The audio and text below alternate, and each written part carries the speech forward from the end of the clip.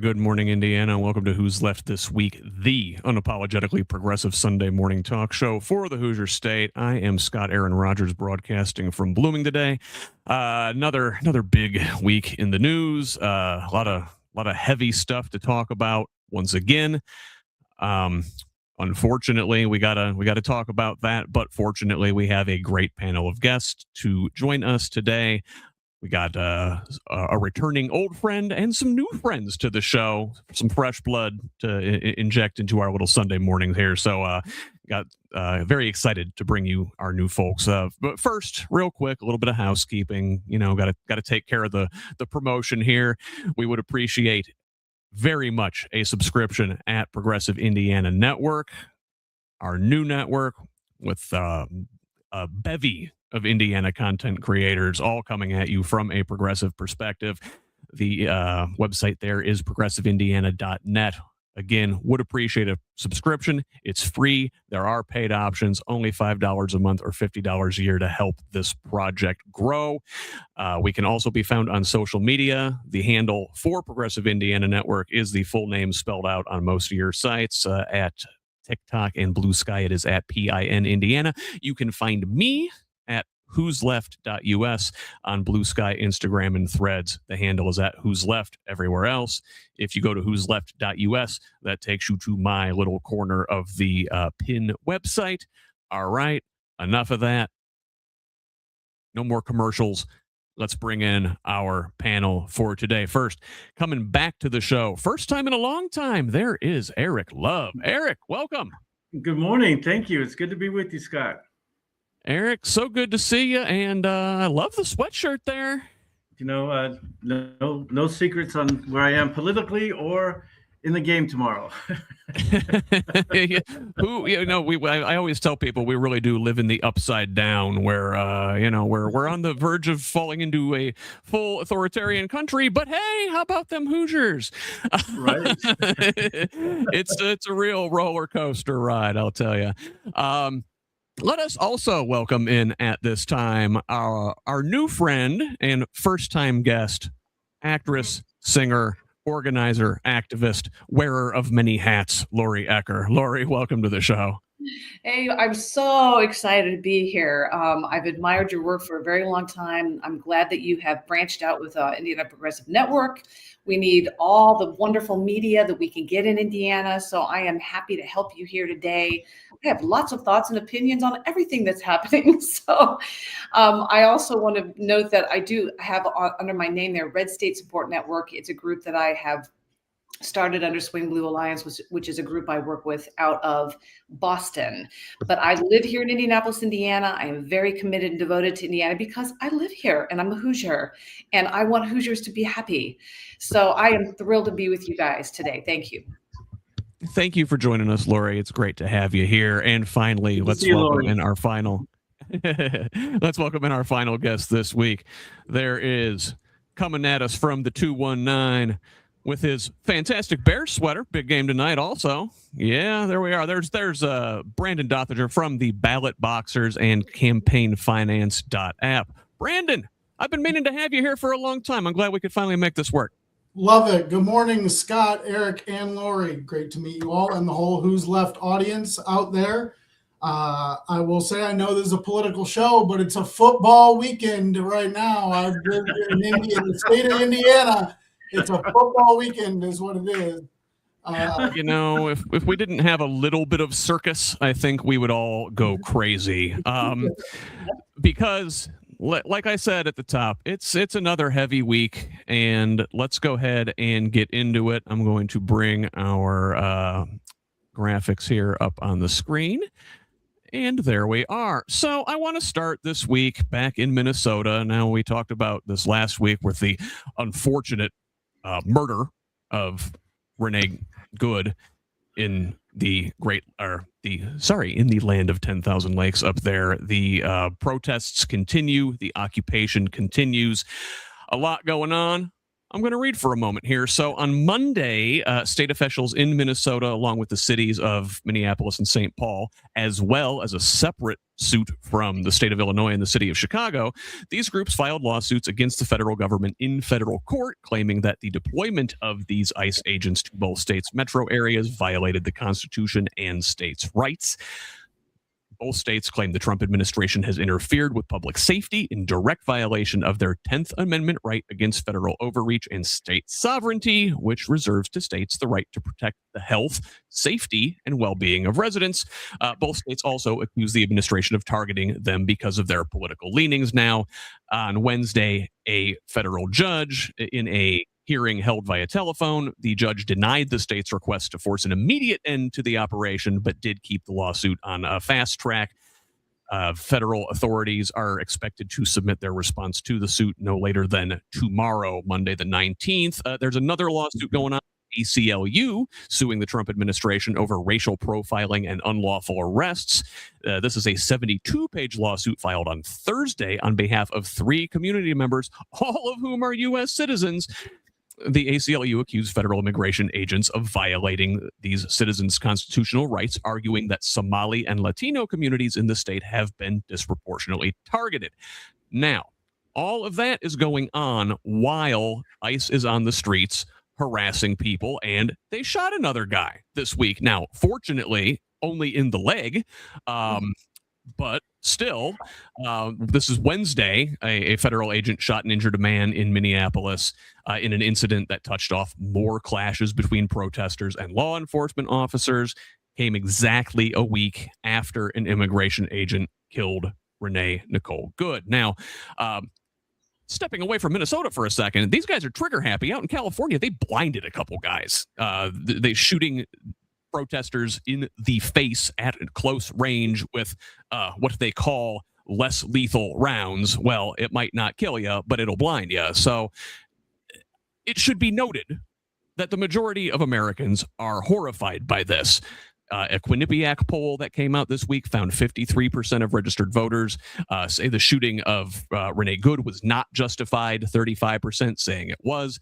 A similar CNN poll found 56% of Americans say the shooting was an inappropriate use of force, with just 26% saying it was appropriate. There are a large number of undecided folks in both of these polls. I don't know how you can not have an opinion on this, but maybe that's just me. A CNN poll also found that 51% of Americans say ICE enforcement actions are making cities less safe, with 31% saying they are making cities safer. So, for everything going on, I think Americans are relatively united in that they don't want this on their streets. In Minnesota, Governor Walz urged protesters to be loud and urgent, but also peaceful. He called on protesters to establish a record of what's happening in the communities, tells folks to get that phone out and hit record. Attorney General Keith Ellison is requesting folks submit their videos for potential state charges. Minneapolis Mayor Jacob Fry is telling people to remain peaceful and don't take the bait. Now, Trump, for his part, is launching an investigation into those folks, into Governor Walz, into Mayor Fry. The Justice Department on Friday launching this investigation for allegedly obstructing federal law enforcement officers in their state. Walz said in a statement that, quote, weaponizing the justice system and threatening political opponents is a dangerous authoritarian tactic, end quote. Yeah, you don't say. Speaking of authoritarian tactics, Trump is also on record this week as having said, maybe we shouldn't even have elections, as he's threatening the Insurrection Act. Trump saying, quote, if the corrupt politicians of Minnesota don't obey the law and stop the professional agitators and insurrectionists from attacking the patriots of ICE, who are only trying to do their job, I will institute the Insurrection Act and quickly put an end to the travesty that is taking place in that once great state. Now, The Insurrection Act would allow Trump to federalize members of the state's National Guard in order to suppress protests, which have remained generally peaceful despite increasingly violent displays from federal agents. Now, meanwhile, Trump is musing about canceling or refusing to accept the outcome of the 2026 midterms, a familiar pattern for him. He says it's some deep psychological thing, but when you win the presidency, you don't win the midterms. When you think of it, we shouldn't even have an election. On those lines, with troops being involved, Governor Walz has mobilized the state National Guard. What he says is an effort to support local law enforcement. Now, the Guard has not been deployed. Trump has 1,500 soldiers on standby, 2 battalions from the Alaska-based 11th Airborne Division on prepare-to-deploy orders, according to a U.S. defense official. A lot there. So I guess, Eric, where do we even begin with all that? A word that keeps... irony keeps coming to mind. This week, as he encouraged Iranians to protest and attack, threatening Iranian leadership that if they don't treat their protesters well, he will attack them while he's attacking our protesters. It's the upside down, as you mentioned it. I don't know where to start, but a few things I guess that I wanted to point out. Like he's talking about the Insurrectionist Act, where there was an actual insurrection, people were arrested, people were imprisoned. He pardoned them, and now a leak has shown that many of them are now the ICE agents, and so he's going to fight an insurrection with actual insurrectionists, according to him. So, yeah. All of these issues, I don't even know. Orwellian shit, ain't it, Eric? Say that again? I said it's some real Orwellian shit. Yeah, absolutely. And it is just mind-boggling how he can say the exact opposite of what he's doing. Like, I think that people would have been in favor of him arresting the worst of the worst immigrants and the criminals who are taking over communities and actually bringing in drugs and killing people, but he's going after hardworking, tax-paying immigrants who have families that have been here for decades, and going after American citizens who happen to be black, brown, or have a slight accent.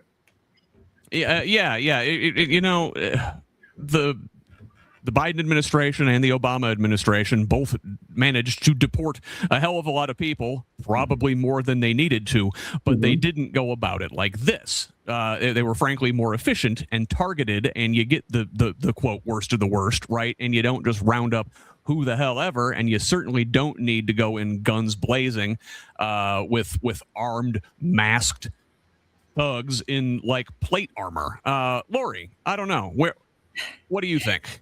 Well, my thoughts on all this, and this is where I think we kind of need to reframe or change our perspective on what goes on with Trump. I feel like, and I know it to be true, I read it repeatedly. I follow Heather Cox Richardson, and there's a lot of wonderful people that can break it down for you. But essentially what happens with him is everything that he does is a goal to intimidate.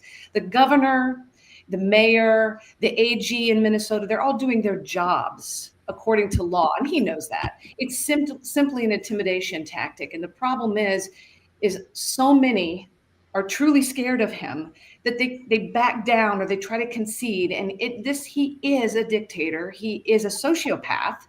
And you give him a little bit and he's going to keep pushing. The only choice they have is to continue to do their jobs as fearlessly as they can. I know they're afraid. It's a terrifying time.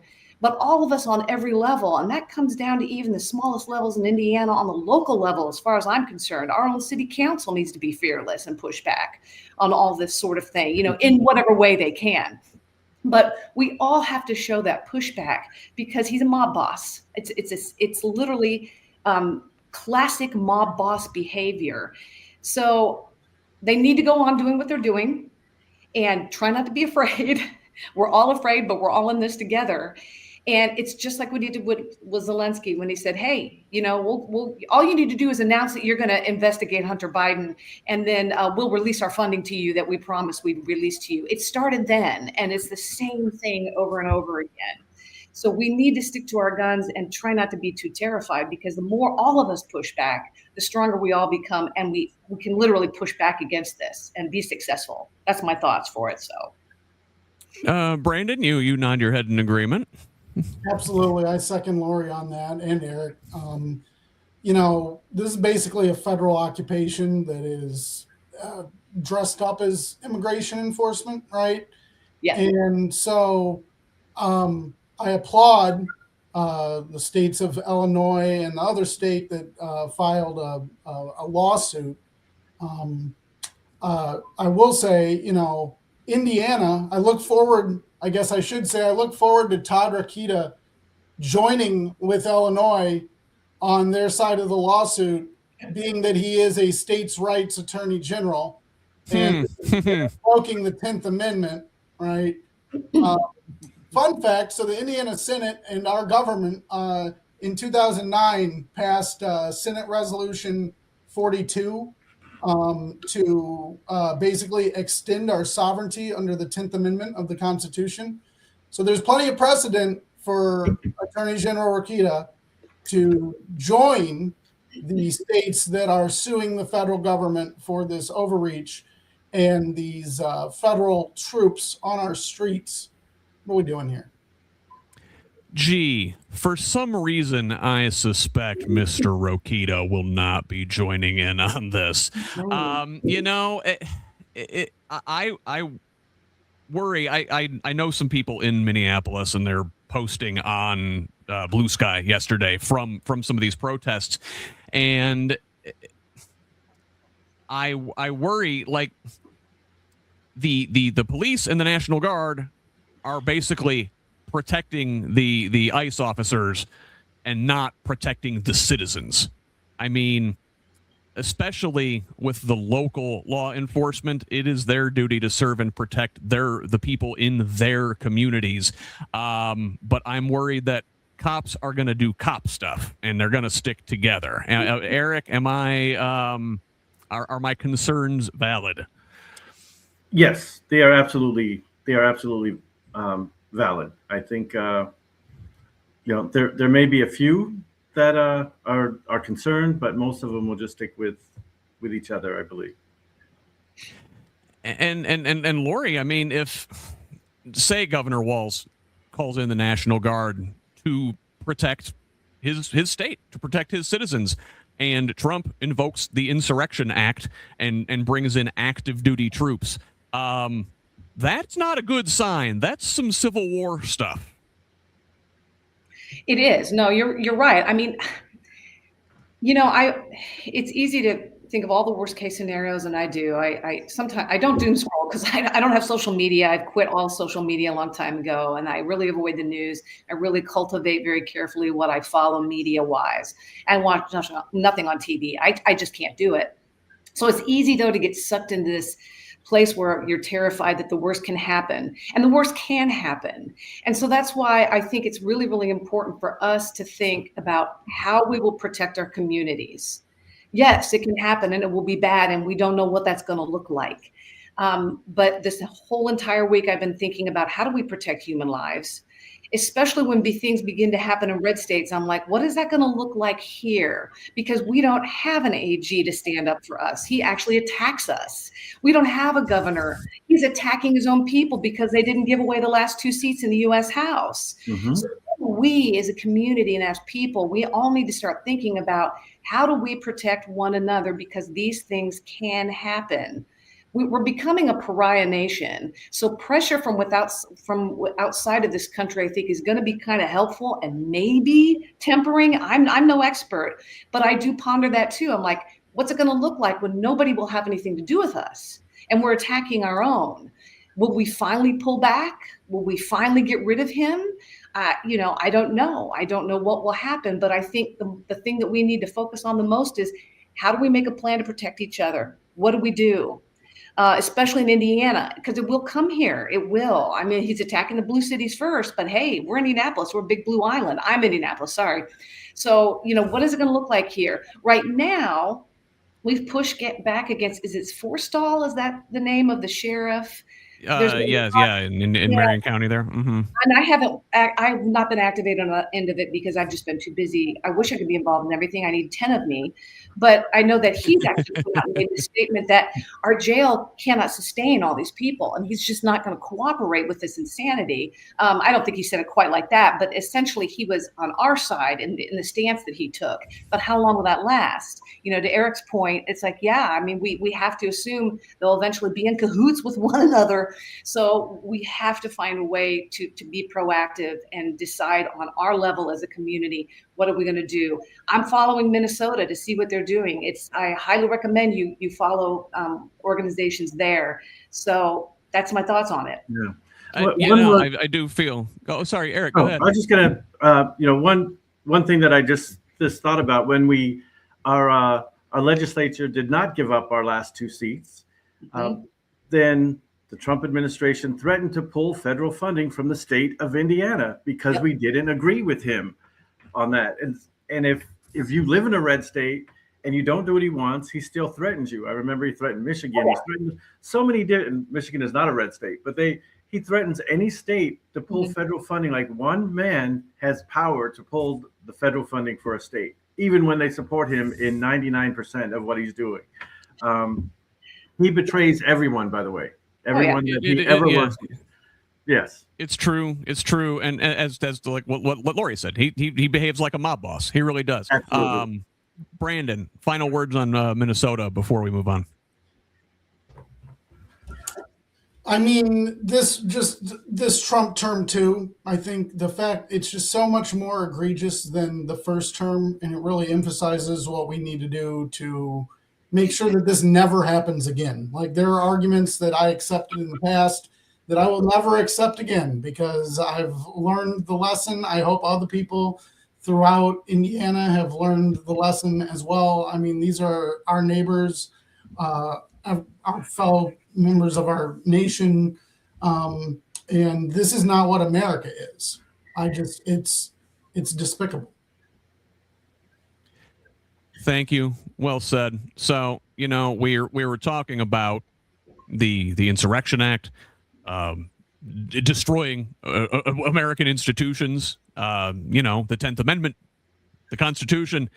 Well, along those lines, there's a whole bevy of other institutions under attack this week, and I just want to go through a list here. So the Federal Reserve, for example, on Monday, the Justice Department opened a criminal investigation into Fed Chair Jerome Powell and his statements to Congress regarding renovations of the Fed's headquarters in Washington. Powell, in a statement last Sunday night, said, quote, "This new threat is not about my testimony last June or about the renovation of the Federal Reserve buildings. It's not about Congress's oversight role. The Fed, through testimony and other public discourse, has made every effort to keep Congress informed about the renovation project. Those are pretexts. The threat of criminal charges is a consequence of the Federal Reserve setting interest rates based on our best assessment of what will serve the public, rather than following the preferences of the president." So, undermining the independence of the Fed, a very shaky foundation upon which our entire economy rests. The past 3 Fed chairs, Alan Greenspan, he's still alive. Ben Bernanke and Janet Yellen were among 13 economic officials that served under both Republican and Democratic presidents to sign on to a statement calling this inquiry unprecedented and the use of prosecutorial attacks to undermine its independence. Even Scott Bessent, Trump's Treasury Secretary, is unhappy about this. So, in addition to the Fed, there are the federal courts. The number 2 federal prosecutor in Virginia's Eastern District was fired for declining to lead a prosecution of former FBI Director James Comey. This is in the same district where Lindsay Halligan was appointed U.S. Attorney. She's still serving, even though a federal judge said she was wrongly appointed, and he keeps having her back before the court to say, why do you still keep calling yourself a U.S. Attorney? The courts, the Fed, the free press, The FBI this week raided the home of a Washington Post reporter in a highly unusual and aggressive move. According to The Guardian, agents descended on the Virginia home of Hannah Nathanson as part of an investigation into a government contractor accused of illegally retaining classified documents. Now, Nathanson has described herself as the Post's federal government whisperer, said she would receive calls all day and night from federal workers who wanted to tell her how the Trump regime was rewriting their workplace policies, firing colleagues, or transforming the agency's mission. She's got like something close to 1,200 sources. All are current or former federal employees who trusted her with their stories. I think this is about much more than this one leaker who is in custody now, and about those near 1,200 other people, and that they can go after them. Even the Smithsonian is under attack. On Tuesday, the Smithsonian had to turn in plans after Trump demanded a wide-ranging review of the Smithsonian's exhibits, materials, and operations to ensure they align with President Trump's view of American history. The president signed this executive order way back in March of last year, placing Vice President Vance in charge of supervising efforts to, quote, remove improper ideology from all areas of the Smithsonian and targeted funding for programs that advance, quote, divisive narratives. So, additionally, our healthcare infrastructure in this country is under attack. Now, there was a glimmer of good news because a federal judge ordered the HHS to restore funding to the American Academy of Pediatrics, but RFK Jr., the HHS secretary, appointed two vocal opponents of vaccine use in pregnancy to a federal vaccine advisory board. And finally, NATO, our entire defense infrastructure since the end of World War II, is under threat now over Greenland. Diplomats from Denmark and the semi-autonomous territory had a meeting in Washington with Vice President Vance and Secretary of State Rubio. They decided to set up a, quote, high-level working group, but, no real decisions were made. Meanwhile, a bipartisan group of U.S. lawmakers went to Denmark on Friday, seeking to lower the temperature with assurances of congressional support after President Trump's threats to seize the Arctic island. European nations, NATO allies are sending troops to Greenland as the U.S. is escalating their threats.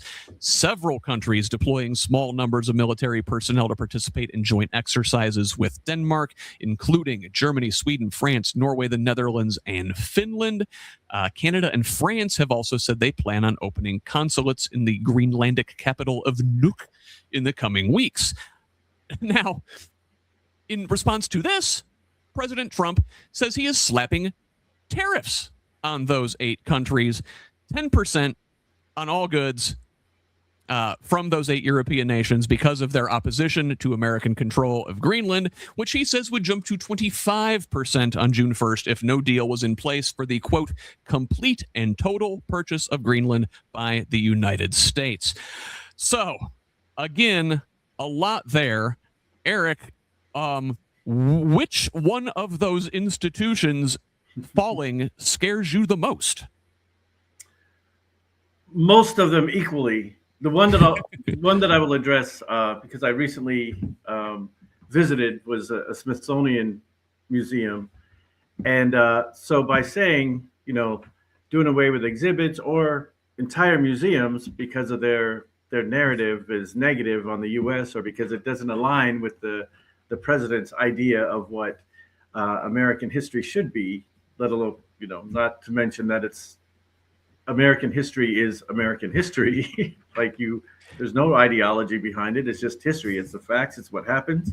That's what happened. And so I'm very concerned about absolutely erasing the contributions and the achievements of people of color. I know he's going after the African American Museum on History and Culture, and tomorrow is Martin Luther King's holiday. He's asked the federal agencies to not celebrate that holiday or Black History Month or Women's History Month.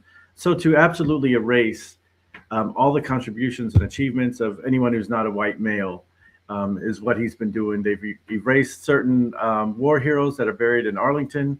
They removed them from the website, so you can't look up who's buried there. Firing generals and colonels who are people of color or women. All of those things just to erase any contribution and any achievements. So again, our history will be, white males, only of what they've achieved. And I grew up in Idaho. When I lived there, the Black population was 0.29%. So I moved to Idaho in 5th grade. It wasn't until 11th grade that I had any writing by a person of color, and it was Martin Luther King. And then it wasn't until college that I actually had more than one assignment, either writing or book or learning about people of color in the U.S. and their achievements, other than slavery, of course. We could learn about being slaves. Yeah, and I didn't even put it in this week's show notes, but I believe Trump said something about the Civil Rights Act and the Voting Rights Act being discriminatory against white people. Yes, and reverse racism. Again, it just tells you what kind of timeline we're living in, where something like that is just another headline that doesn't get elevated to the top. Lori, which of those institutions falling scares you the most? Well, I got to say, of course, I agree with Eric, and I'm sure all of it does. I mean, every bit of it is what defines our country and us as a people, everything, all of our history, even the stuff we haven't really even begun to yet talk about, especially Native Americans and what we did when we came here. So all of that is devastating to me. I spent a lot of time on reservations, so that's a very special topic to me. But it's almost, and I don't know if I just said this, I'm sorry, it's like comparing apples and oranges. What I think I fear the most, what I have to pick out the most would be what they're doing to the CDC. This Robert Kennedy is terrifying. He's insane. He really is. He may make a few good points here and there, but what is that saying? Even a broken clock is right twice a day. Yeah. So, I mean, it's just, you can't listen to that. And what I really fear the most is we were already way behind in our research on any potential viral threats to be coming towards us. If we thought COVID was bad, there's a whole lot waiting to come towards us. And we could have a worldwide, once again, pandemic that is way worse than COVID. And we are wholly unprepared in this country. I don't know how we would survive that. So that, I think, does scare me the most, especially for those frontline workers that try to save lives. If we eradicate the people that will take care of us, we're lost. So those are the kinds of things that keep me awake at night. But I would highly recommend following a Substack called Inside Medicine for any of those who are interested about what's going on with the vaccine stuff and all that. This guy, I can't think of the doctor's name, but he's wonderful. He does a lot of interviews and articles. He's fantastic. And it'll kind of keep you updated without feeling too paranoid. But I think once again, it's very important for us to be prepared as much as we can, arm ourselves with information, but prepare ourselves as best we can and try not to obsess about it. But that's what worries me the most within the country, within our country. Yeah. Well, you mentioned the COVID and how there are all sorts of different potential pandemics just waiting to be sprung upon us that we're not really tracking going forward. Who knows what kind of viruses are percolating under the frozen tundra that will come forth as climate change happens. Maybe in Greenland, perhaps. Yes. Brandon, I mean, listen, if we come to loggerheads with our European allies over Greenland and the NATO alliance falls apart, it's I don't know, man. We're like wading into World War III, aren't we? I mean, this president, the way that I think we've already entered a new political era as a result of electing Trump to 2 non-consecutive terms. Our allies don't trust us anymore. And so this is kind of just the very beginning of that. All future presidents are also going to have to deal with this issue that the world that used to trust America in the post-World War II landscape no longer does in a multitude of different ways. not just with Greenland, but also with respect to Gaza, and with respect to so many other different issues. Going back, I did want to answer that question. I wanted to go at that question. The institutional thing that worries me the most is definitely the free press. It's the First Amendment for a reason. And there's just so much garbage coming down the pipeline all the time in all regards, and I know that. But in particular, the attacks on anybody who criticizes him, that is dangerous. And it's like I said, it's the First Amendment for a reason. And then as for the Fed, I mean, I will say I'm more of and I know Scott shares my view on this. I'm a Stephanie Keaton person myself. That being said, I believe in the independence of the Fed. There's good reason why the founders didn't want the Fed to be a political body for the stability of the economy. And I mean, Trump has Alan Greenspan and Janet Yellen on the same page about something. So he's might be the first time in history on that. The Fed could tank the entire economy and lead to famine and all sorts of horrific economic disasters. There's plenty of economic history on various disasters if you want to read about it. But screwing with the dollar like he is it could lead to the most loss of lives. So yeah, the entire world economy really is resting on the stability of the U.S. dollar. So if the Fed goes under, bad for everybody. Great for the Trump crypto coin, though. Yeah. And I think that's what this all comes to. Now, I want to move on to our next story, and it's ironic in a way that we're talking about the authoritarian impulses of our president and peaceful protests in our country that they are labeling as riots and insurrection. But over in Iran, there is, real protest, life-threatening. People are dying over there. I think I've seen the death toll get up to 5,000 even since I've written today's show notes. So let's talk about Iran. Now, Trump during this week threatened, quote, strong military action as these protests continued. These began in late December over the collapse of the country's currency in an economy already squeezed by international sanctions. And they have spread and grown in some circles. They're calling for the end to Iran's theocracy. The regime has responded by cutting off the internet and phone networks. On Monday, in response to the protests, Iranian leaders drew their own counter-protests, pro-government demonstrators to the streets. Now, Iran experts say the country's regime is at its weakest since the Islamic Republic came into existence in 1979. Now, like I said, I saw a number today that said 5,000 people have officially been killed, and that's from the Iranian authorities.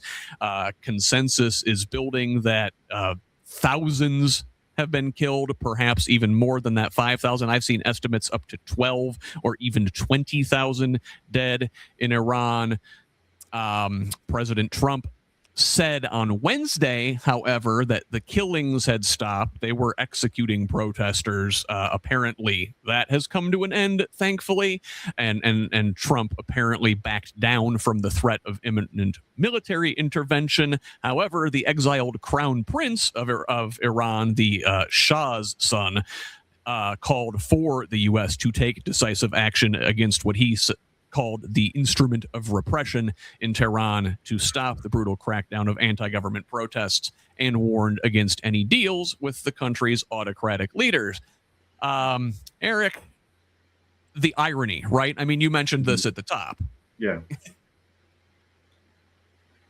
Yeah, it's first, it's just heartbreaking to see how bad the Iranian people are doing, right? Like the oppression, but also the lack of resources. They're running out of water in, I believe it's Tehran. because of sanctions, and some of the sanctions absolutely are warranted. Some are not. They've been accused of doing things that maybe they haven't actually done. But so it's not a great place to live, and it's just getting worse and worse and worse. And so the real victims in this are absolutely the Iranian people, who many align with the U.S. They love U.S. culture. They disagree with their government, like many of us disagree with ours. And so, yeah, it's absolutely heartbreaking. But it is the irony of Trump calling for those protesters to destroy institutions, to take over the country, and then for us to shoot our protesters in the face as they try to drive away. It's Yeah. I mean, like, the irony should be lost on nobody. Right. Lori, I mean, but not like the Iranians are the good guys in this situation. This is like two terrible options pitted against each other. They are, and I've got some thoughts on that too. By golly, I ponder just about everything that goes on. I really feel, okay, first of all, Trump is a sociopath. And I knew that like immediately when he made his comment about grabbing them, so I'm like, yeah, this is going to be bad. Yeah. I think what he does, and I think what he's doing in this case, is he's trying to get his base, especially here, and the rest of us to believe, look, I'm a good guy. I care about people getting killed over there by a dictator. That's horrible. That's awful. And I'm going to step in and I'm going to help those people. But that's not what's going on here. They're attacking our ICE agents and hurting them and killing them and shooting them. Even though we see the footage, it's 1984. It's totally Orwellian. You're going to believe what I tell you, not your lying eyes and ears. So I think he's employing that Orwellian tactic in saying, hey, I'm actually a good person because I care. But what you're seeing here isn't really happening. How anybody would be doxing, I got to just say this because nobody has said it yet that I've heard. They say they're doxing. Okay, Noam lies about how they're getting all doxed, but how the hell are they doxing people? They don't even know who they are. Their faces are completely covered. You can't see their names. You can't see their badges. There's nobody to dox when they hide their identity. How anybody doesn't put those two things together and say, this doesn't make sense, is beyond me. But once again, we're in this Orwellian time frame. I'm a good guy. I'm not doing that here, and I'm going to intervene over there. I swear that's what it is. It's just pure Orwellian tactics. Yeah, at least the Iranian Revolutionary Guard shows their faces in public. Brandon, now, is the Iranian regime in danger of falling, do you think? Or because we've seen these mass protest movements in Iran multiple times over the last several years. It was women-led a couple years ago. There was like a green revolution. God, it was like 2009 maybe. And every time we kind of get our hopes up and say, hey, this theocracy is going to fall. Good for them. Is this the time? I mean, it's certainly possible. It's because of the fact that there is a currency crisis that's happening simultaneous, caused by U.S. sanctions, by the way, right? Mm-hmm. So we create the destabilization, then go in and promise, going back to what you said in the beginning about how this is a no sides winning situation. I support the protesters and the people on the streets of Iran, but you have to make sure to watch out. You have to consider the whole history of Iran and the Iranian Revolution. The people who are calling for U.S. intervention from palaces and things of that nature are the same people who were operating in the 79 revolution to topple a democracy. So this is a power issue. And I speak of the Reza Pahlavi people. So you've got the Shah, Reza Pahlavi, and now you have the new one that's basically like the spokesperson, Reza Pahlavi. I hope I'm pronouncing that right. He's an exiled crown prince, and he's the one who's calling for American intervention, which this might even present for some sort of segue into what's happening in Venezuela. But I mean, this just keeps happening again and again, where we get ourselves involved in foreign affairs and it's collapsing. And I would recommend to any listener, I believe the author is Bill Blum, Killing Hope. He has a great book that goes over the history of American intervention in various countries' affairs, particularly in the Middle East. And it never actually works for the people of that nation, basically ever. So for anybody who is pounding war drums, I recommend Killing Hope by Bill Blum. Yeah, I mean, I think everybody here in this chat's old enough to remember Iraq, and that didn't go terribly well. It's still not going terribly well for the people there.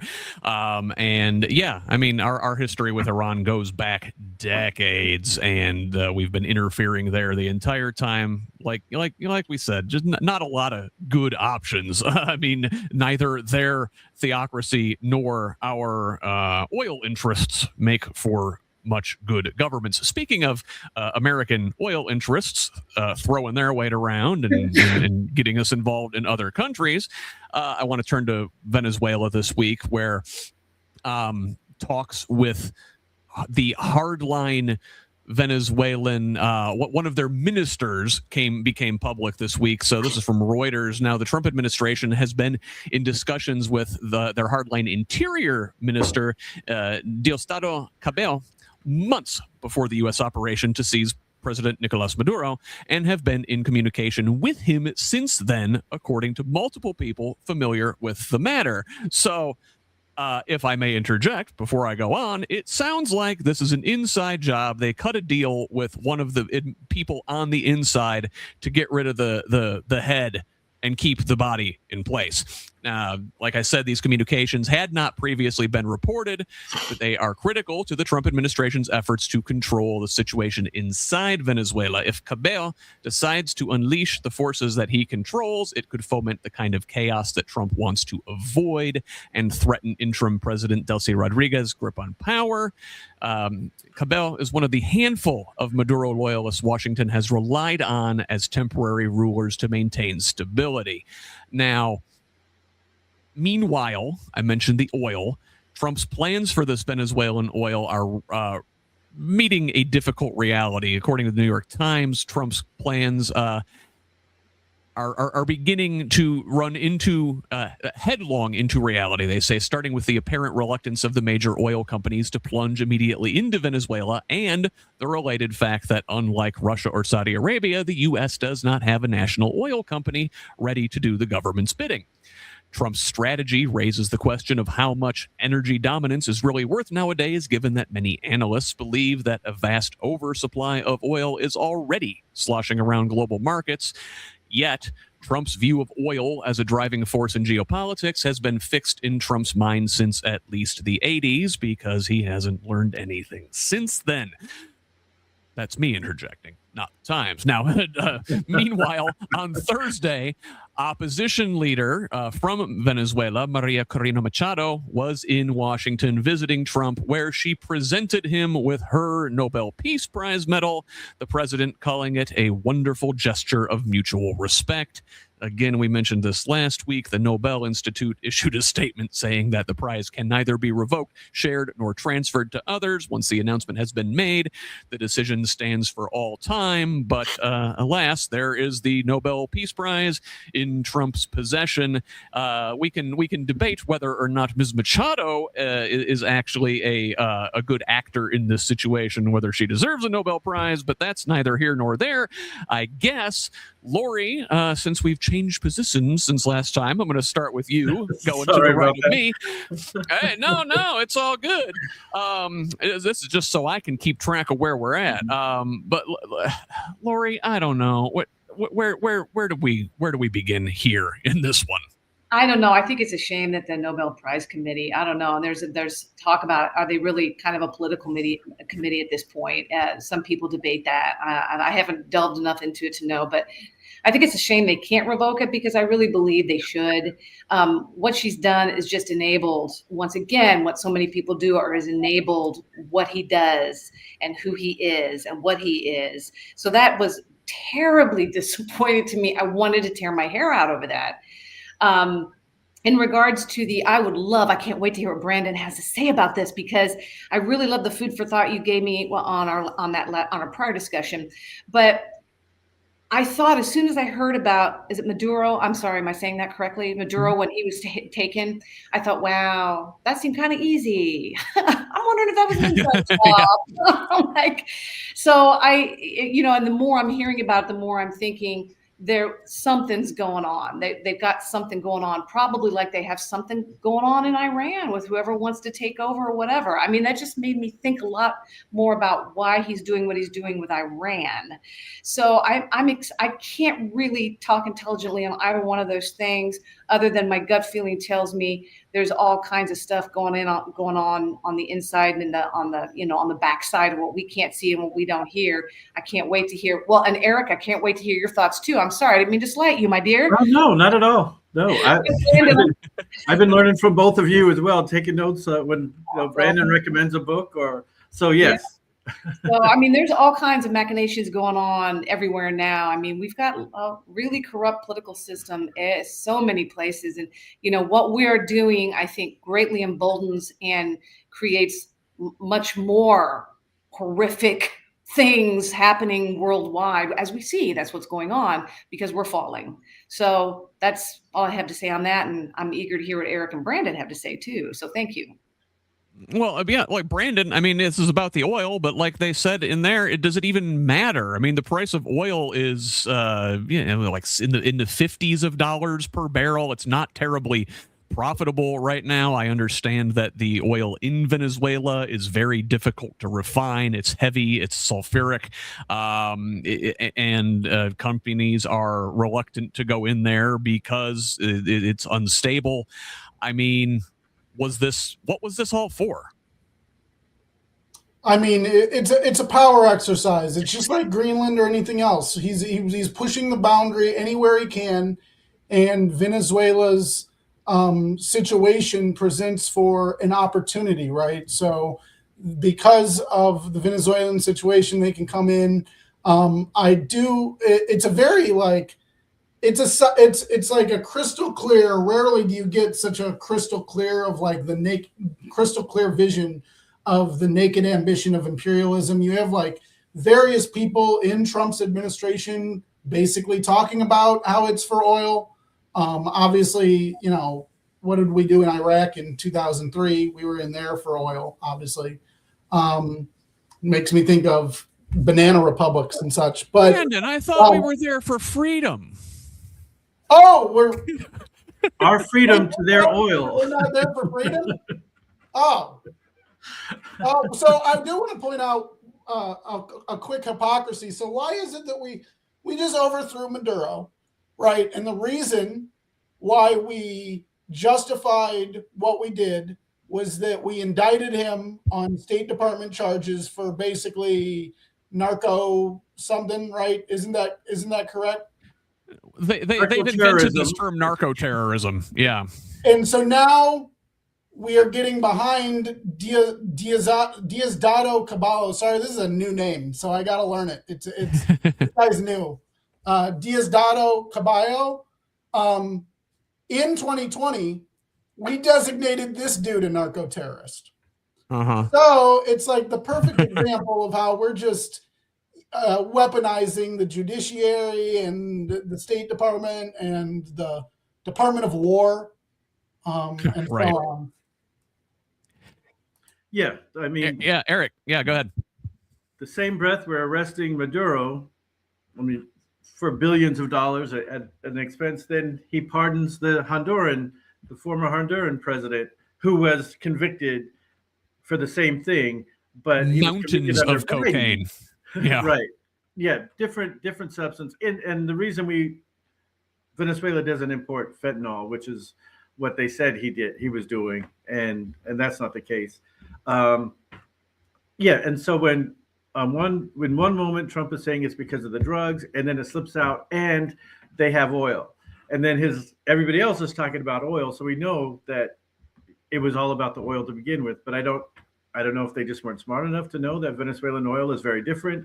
He thought he would open it up for his friends who are the CEOs of the oil companies, and America's going to take over their oil company, and the U.S. and we will the Venezuelan people will benefit and Americans will benefit from it, but really only the companies would benefit. But it's too expensive for them to invest in it, so they don't even want it. So now all of that is for what?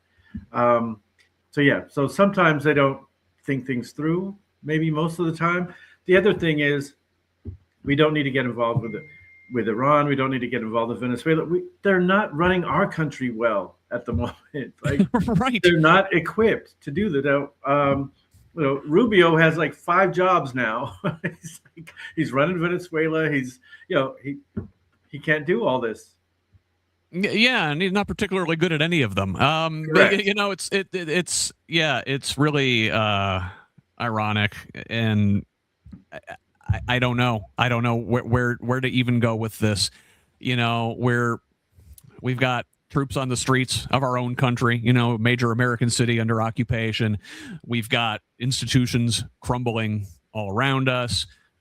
Yet we're swinging our might around in Venezuela, threatening Greenland, threatening Iran. It really kind of goes to show you this administration's priorities when that's what they're focused on. Meanwhile, moving on to healthcare, everybody's premiums are just gone through the roof. So from NBC, on Monday, the Centers for Medicare and Medicaid Services released data showing that nationally, signups are down more than 800,000 from last year. This is on the ACA exchanges. Fewer new enrollees are signing up, and fewer people are renewing their coverage. And then some of the people who have signed up for 2026 may never even make their first premium payments, and insurers typically terminate those plans weeks or months later, meaning the full scope of these coverage losses may not become clear for months. Meanwhile, states like California, Kentucky, and New York report that new signups are down and that more enrollees are shifting to the cheaper bronze plans, the lower tier options, which come with high deductibles. So premiums up, coverage down, people not renewing, people getting cheaper plans. And the Senate, meanwhile, is nowhere near a deal to extend the Obamacare subsidies. Recall last week, the House did pass a bipartisan bill to offer a clean extension on the ACA subsidies for 3 years, defying Speaker Mike Johnson. I want to say it was something or somewhere around 10 Republicans crossed the aisle to sign on to that thing. Well, the Senate's been haggling over their own bill for a while, but they left town Thursday afternoon for 10 days with no deal to revive premium enhanced Obamacare subsidies and no sign they're moving toward any compromise on the key hangups. Senators involved in these talks are struggling to reach agreement among themselves, and even if they can, the group would still need to build consensus among senators on both sides of the aisle to get this thing passed, and then reconcile it with the House, and then convince President Trump to sign it. One of the hangups is that anti-abortion groups are showing no sign of letting up in their pressure campaign to get new language restricting federal funding for abortion services added to any Obamacare subsidies deal. Again, it's already incredibly difficult. They want to make it even more difficult for people, even in blue states where the procedure is legal, to attain abortions. Meanwhile, while the ACA is flailing and hanging on by a thread, Trump this week unveiled his own healthcare plan. Hey, look, finally, concepts of a plan coming into focus, right? So almost a year and a half after announcing during a pre-election debate that he had the concepts of a plan for healthcare reform, they issued this short document this week titled The Great Healthcare Plan, providing 4 headline objectives, but no real specific details as to how they will be achieved. The Trump administration says it intends to lower prescription prices and healthcare premiums, hold big insurance companies accountable by requiring them to publish their claim costs, overhead, and profits, and push insurers and medical providers to provide greater transparency over pricing. Not a whole lot of how in this document. So, Lori, coming back to you here. Well, I mean, like, priorities, right? We've got people sick, can't afford our health care here, and we're gallivanting across the globe on foreign adventures. Right. All I can say is they could just keep pounding the nails in their coffin, I guess. I just don't even know what to say. We need We need Medicare for all. Or Medicaid, whatever they want to call it. We need it. It's insane that we live in this country like we do. People under crushing medical debt. Some of them, will they ever get out from under it? I doubt it. Kind of like school loans, students that, no, not everybody has to go to college, but if you want to go to college, you should be able to pay your loans off. Even if it's not free, it should be something you should be able to pay off. And it's once again, all of this is about taking that money and taking those services for a social safety net, which we need. We need a social safety net infrastructure. We're the only developed country at this level that doesn't have those things. But that money is funneled to the oligarchy. That money is funneled to the 1%, less than 1%. And that is their priority. That's who's lining their pockets. That's the people who have their boots on the throats of these, and Democrats too, the GOP. And there's so many things to unpack and so many things to fix before we could fix the other things, that right now, I think what people really need to do is start screaming very loudly about Medicare for all. We're not going to fix an insurance-based system for health insurance. It's about the bottom line. All they care about is profit. It's never going to be any different. We will be living this nightmare, and it will only continue to get worse. So people need to be heard. If they go on the streets, they want to protest, Medicare for all, give us Medicare for all. Call their damn representatives, even the dirtbags. Call them all. Just keep calling them, because that's really what we need to focus on if we want to live healthy lives. If we don't want to, so many people are going to reduce their lifespans because they can't have the medications and treatments that they need. People will simply die prematurely, and that's just all there is. And people will die of diseases they don't need to die of. It's already happening. So that, I think, is really our only hope, is insisting upon that we enact that. The rest of the shit, sorry. Oh, you're fine. You're fine. I'm going to try not to say the F word. I'm really good at that. Sorry. But we can focus on later, the reforms that need to be in place. But right now, we really need to push them for that. And it's not going to come easy. It's not. But I just don't see any other way around it other than insisting upon that. And we all need to collectively do it. Once people are sick and dying enough, it will happen. But it's going to be sad to watch that happen. That's my thoughts on that. Brandon, in a way, like, this kind of goes hand in hand with all the foreign adventurism, right? It's like, why do we refuse to learn from other countries? Why are we always going it alone, be it with foreign wars or be it with refusing to learn the lessons other countries have from their healthcare systems? We're the only major country on earth that doesn't have some form of universal healthcare. And Lori says it's the oligarchs, it's the money. Is that it? Is that all this comes down to? Is that we're held hostage by the rich? No, I mean, yes, that is an aspect of it, but I mean, another aspect of it is that we are just love to be rugged individualists here in America, right? And so I think one of the in this particular example, in the extensions of the ACA, since 2020, okay, the enrollment in the ACA grew by 88% of the enrollment that grew was from states that Trump won. So these are people who are culturally voting for people beyond even oligarchic reasons. As Scott mentioned, there's the abortion component as the wedge issue, that they're basically, for this abortion issue, because there are religious people who do not want certain funds for things. We have 800,000 Americans going without health care and dropping to bronze plans with $8,000 deductibles. I mean, let's be clear about how bad, when you combine too, all these things coming together, I do really worry about a catastrophic economic event, because when there's no safety nets beyond the event. So when we talk about other things like the AI bubble, and I don't want to go too far off of the beaten path here, but when you don't have good government programs in place to help people in times of need, then times of serious need get even worse. And you don't have the infrastructure that you need And Republicans, they care about this a lot. They'll get back to it in 10 days. Leave a voicemail. Eric, your thoughts? Oh, you're on mute, sir. Thanks.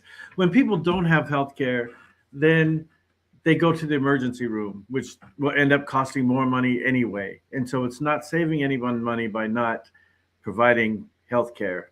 Every little thing. I know people that don't have health care, they go to the emergency room for everything. And it ends up costing them money, but it also costs everybody money. I also, I was trying to research it really quick. I saw a story maybe 2 months ago. I don't know if I should even mention it because I can't find the proof, but basically what the story presented is that there was a time, I think it was after the Great Depression, where they were really pushing for universal health care. But proponents of it said, well, then the blacks will get it too. And we don't want to give them free health care. And so because of racism, then we don't have universal health care now, because they wouldn't do it for our country because they didn't want African Americans or Black Americans to benefit from that. And so if we have to give it to them, then we'll give it to no one. It was the premise of the article that I saw. So I'll see if I can find it before. If not today, I'll get it to you and you can post it on a website or something. So. Absolutely, I'd appreciate that. Yeah, Truman pushed for universal health care, and then during the push for Medicare and Medicaid in the 1960s, the healthcare lobbyists hired some B-list actor to try to dissuade Congress from pushing this thing. His name was Ronald Reagan. Ever heard of that guy? Yeah, he was very much a front man for the anti-Medicare push, and God, that guy sucks. Everything wrong in this country goes through him at some point, including our bloated military, which I do want to cover briefly before we turn to our Indiana stories. In fact, I'm going to use one of these to pivot to Indiana. So let's talk about the Pentagon this week. Democratic Senator Mark Kelly sued the Pentagon on Monday over attempts to punish him for his warnings about illegal orders, claiming the Trump administration trampled on his constitutional rights to free speech. If you recall, this was earlier it was a couple months ago at this point, when Kelly and 6 lawmakers in total who had served in the military or intelligence community issued a social media video reminding our troops that it is their duty to resist unlawful orders. Hegseth, the defense secretary, said he censured Kelly over his participation in that video and said the January 5th censure, which by itself is simply a formal letter with little practical consequence, was a necessary process step to proceedings that could result in a demotion from Kelly's retired rank of captain and subsequent reduction in retirement pay.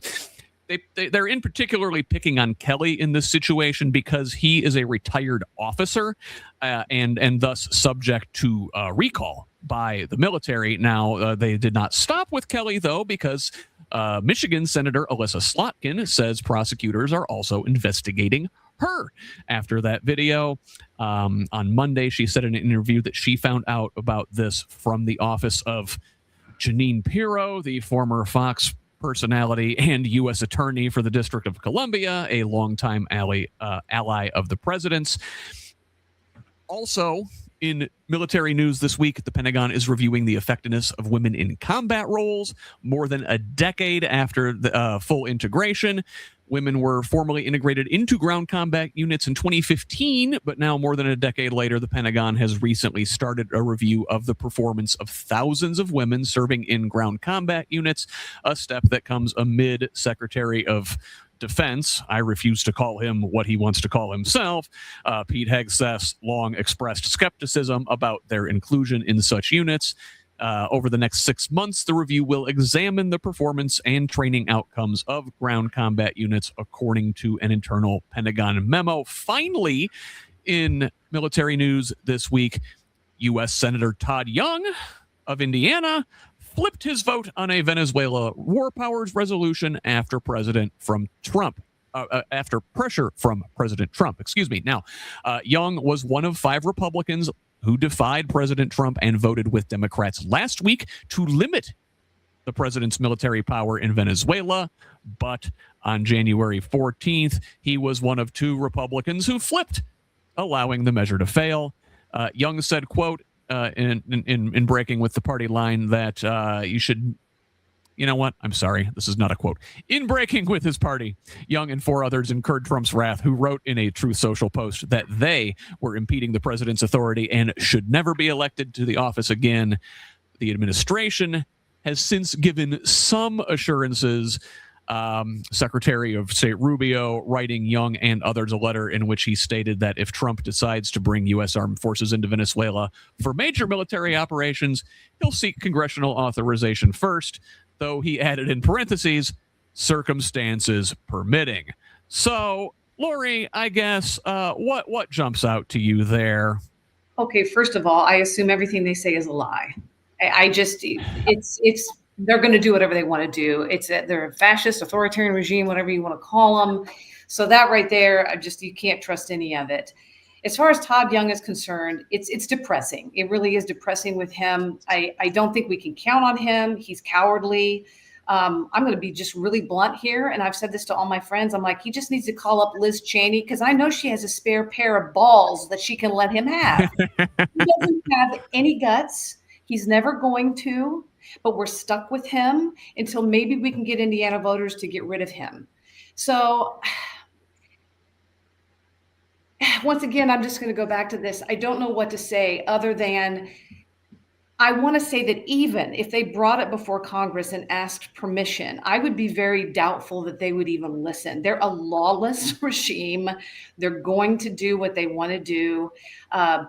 It doesn't matter what Congress says. It would be nice if at least we still had that. We still had Congress that would actually say, we're going to vote against this, so that at least we have that pushback in the Kobayashi Maru that we're in. But I don't know what to say. I other than we can keep the pressure on, I guess. We've been pressuring Todd Young, but it's just depressing to me. So I don't really have a whole lot of thoughts specifically on that. And I would be interested once again to hear from Eric and Brandon about, is there anything we can do? Is there any way we can affect this? I don't know. Yeah. Eric, go ahead. I've been holding all these jokes, these comments in, but I want to say if women can't serve in the military, then Pete Hegseth can't wear makeup. Right, like he's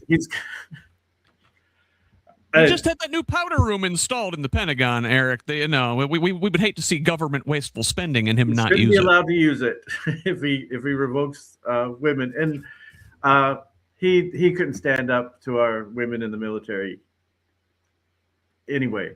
But yeah, well, this is again, it's so it's infuriating just to have someone, firing colonels and generals who have worked their way to the top. And the military is not a walk in the park. I mean, I have a brother who was a colonel. And I asked him, like, did you have affirmative action? Did you have it easy? He's like, if there is a woman or a person of color who is a colonel, general, or officer, they earned it doubly. Like there is racism in the military as well. And if someone got to those positions, they earned it. And then to get rid of people who have earned it and then put in somebody like Pete Hegseth is just a slap in the face, and claim the other ones are the affirmative action hires when he is a yes man. And that's his qualifications, because there isn't one other qualification that he has. Brandon, thoughts here?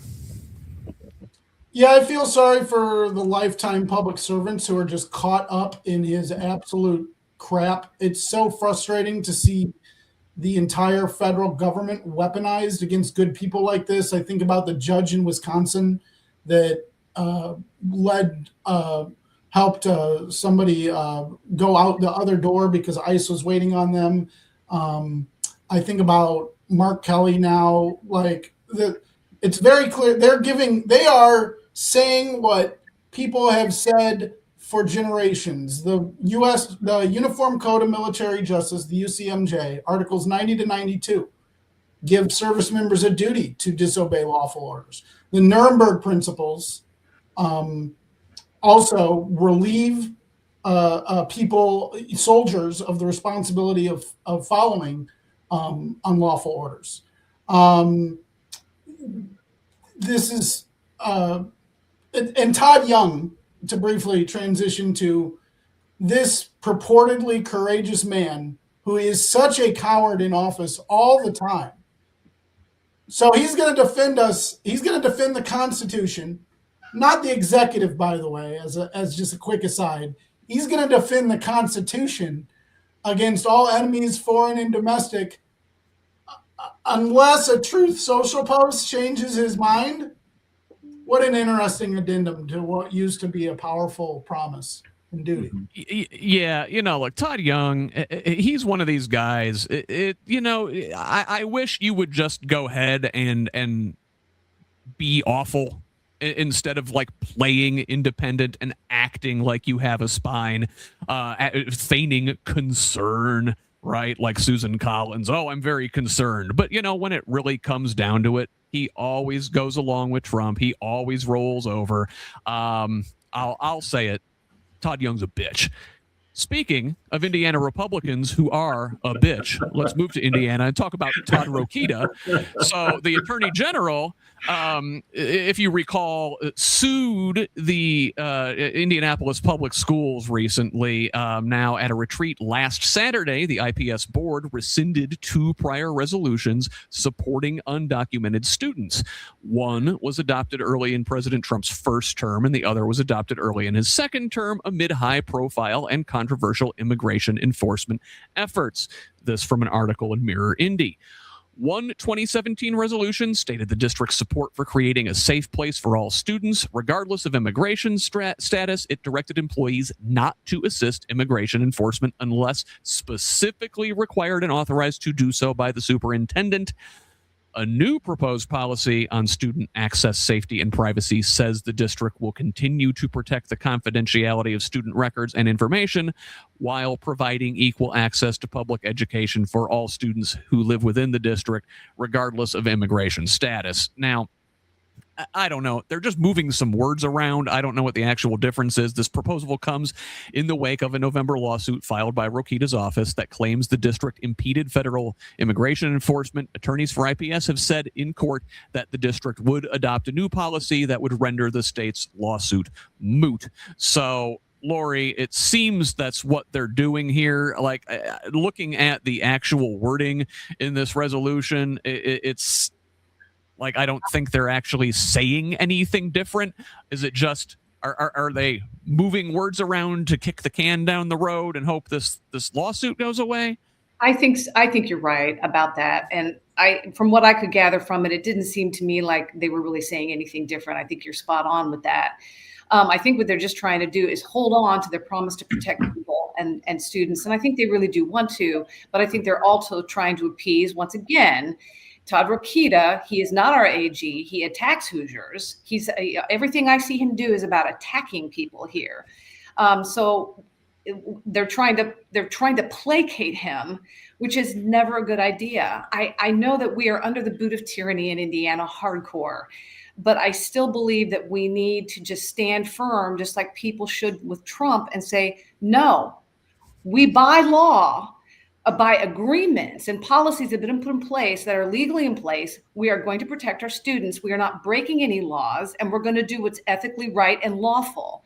And instead of saying that, they're trying to like fudge it, saying, okay, we've rewritten it so that we can please you and you can feel like we're not breaking the law. But I'm going to tell you something, every single time with people like that, when you try to do that, they just keep pushing. We've seen it over and over and over again. And I want to see Indiana fight harder, because I just don't, it's not going to go away. I do not believe it's going to go away.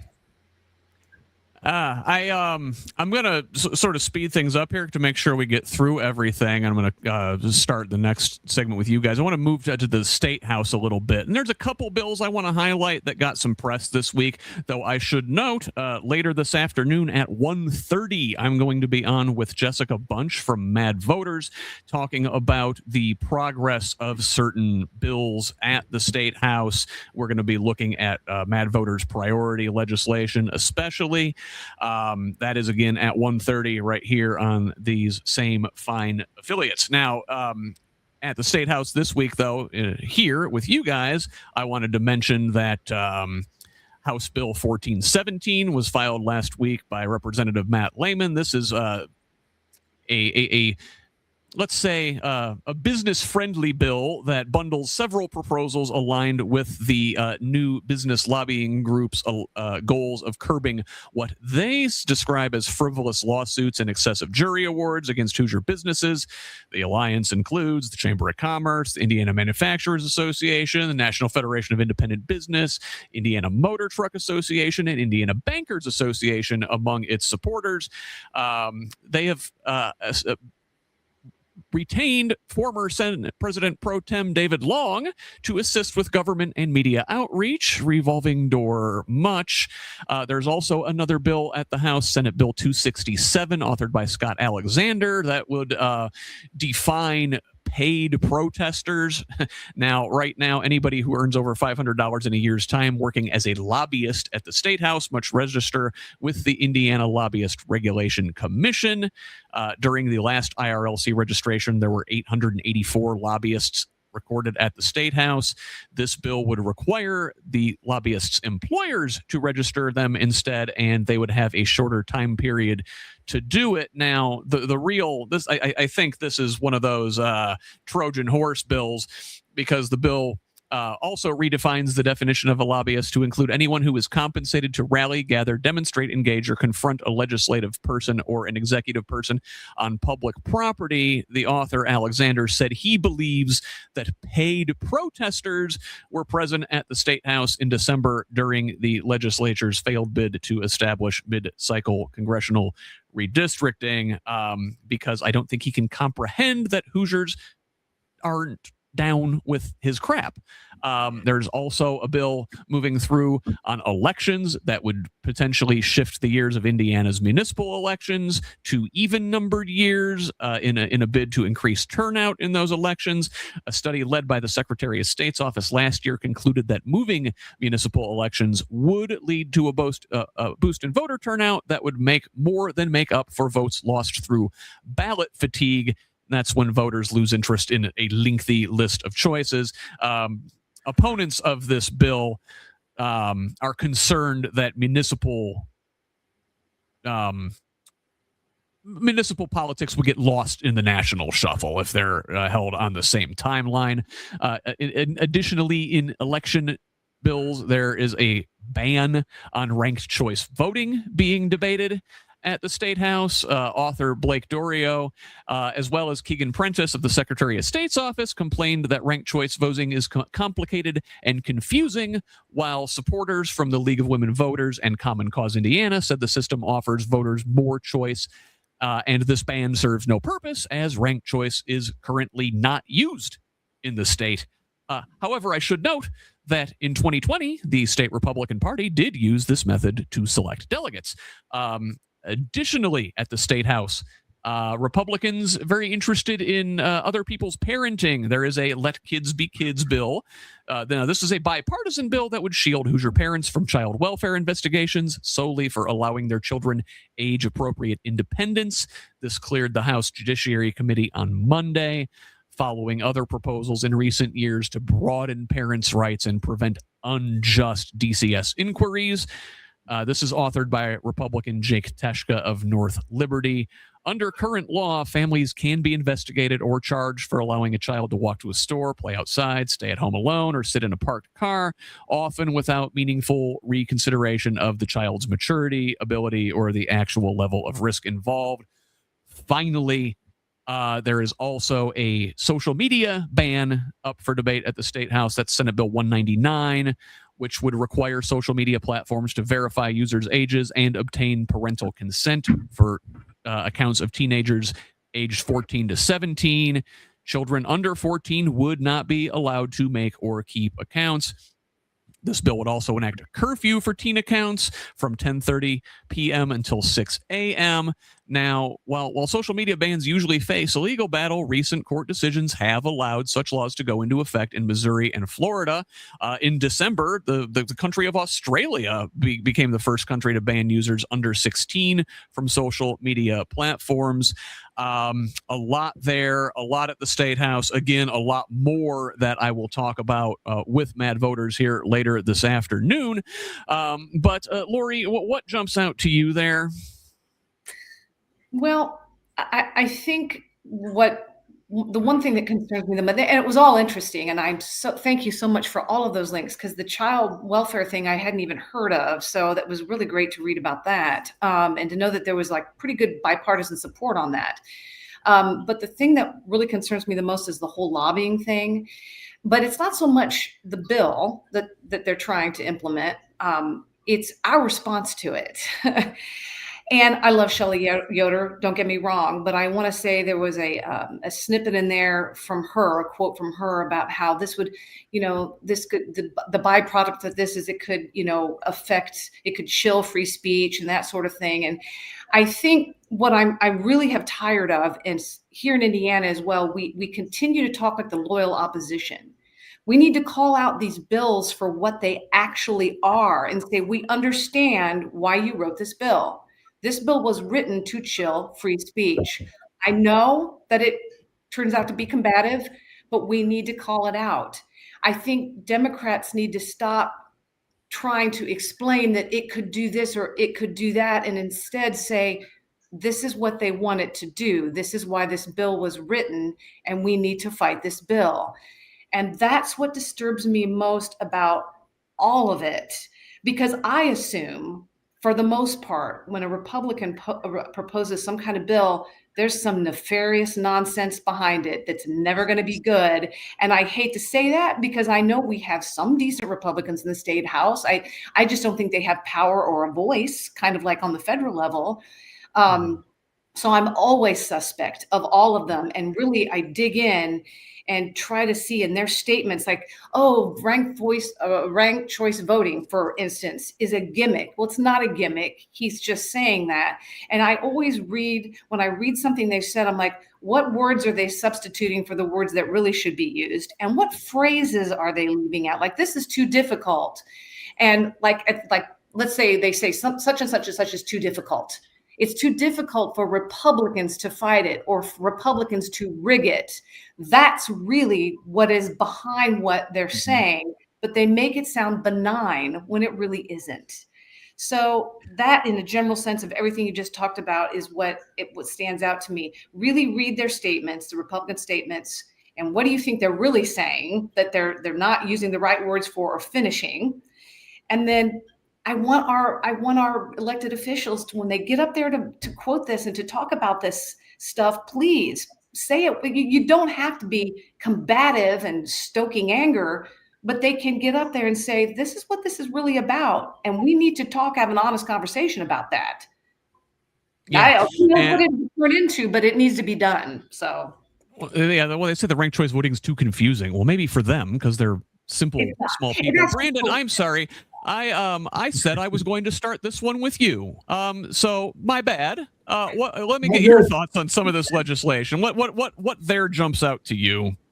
So being, an accounting legal dork like I am, the tort reform one is interesting. This lobbying group that brings in these heavy hitters from the revolving door, like David Long, to come in and basically it completely rewrites the rules. What they're trying to do there, to put it in layman's terms, is basically that's going to be an insurance group. I don't understand why the Indiana Alliance for Legal Reform didn't just name themselves the insurance lobby. Why did they name themselves the Indiana Alliance for Legal Reform?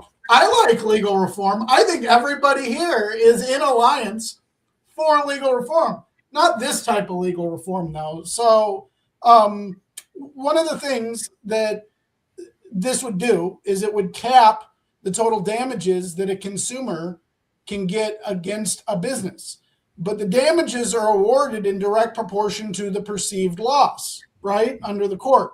And so what this is basically the insurance companies and other financial institutions trying to put a ceiling on the total loss that they could experience after they are proven in a court to cause somebody extensive hardship or be obligated to pay a claim, for example. And I do want to point out before we move on that Indiana has actually already had, this is like a little historical nugget. There was actually like Time magazine and like the New York Times and everybody else had Indiana became like the topic of national discussion in the mid-70s. And it was because there was a insurance lobbyist named Frank Cornelius who wrote the tort reform in Indiana in 1975, who later wrote an article titled "Crushed by My Own Reform," because he himself got bankrupted by the reform that he had championed in the Indiana State House for capping. In his case, it was medical malpractice. He wanted to cap. He was paid as an attorney to cap medical malpractice claims at $500,000, and ended up having a medical malpractice committed upon him, and could not recover the total loss that he experienced. It's kind of a hearkening back to what we were saying about how the red states voted for repeal of the ACA. But I mean, people need to, we are in a corporate overreach, and people need to start voting to defend their interest against the Republicans who want to allow corporations to endlessly sell out Hoosiers and put a cap on what you could possibly recover if you ever get hurt or injured or anything else. And based on the reason I picked it is because just based on the hirings and everything, I mean, it looks like the type of bill that might advance, because that is the type of things that insurance industries do. They hire. I remember when I was running for state rep, I got reached out to by the Consumer Energy Alliance or something like that. And it's of something course benign sounding, right? Yeah. Yeah, it's always the coal lobby. They never come out. I wish they would just come out and say, we're the coal lobby. Maybe if Democrats ever get back in power in the state, maybe they could pass a law that says you got to say what you actually are. Eric, I want to ask you about this social media thing. Now, maybe or maybe not, it's a good idea to keep teens off of social media.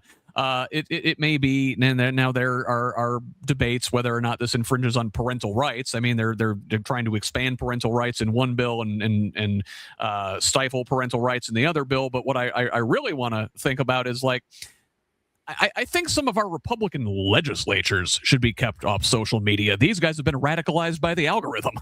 Mm-hmm. Yeah, the algorithm is horrible. But I would say that yeah, it's complex for me. On one hand, you know, a lot of young people are doing research. They're learning things. They're learning issues. They know how to look at different sources. They know how to confirm if something's a real source or not. On the other hand, it does a lot of damage for everyone.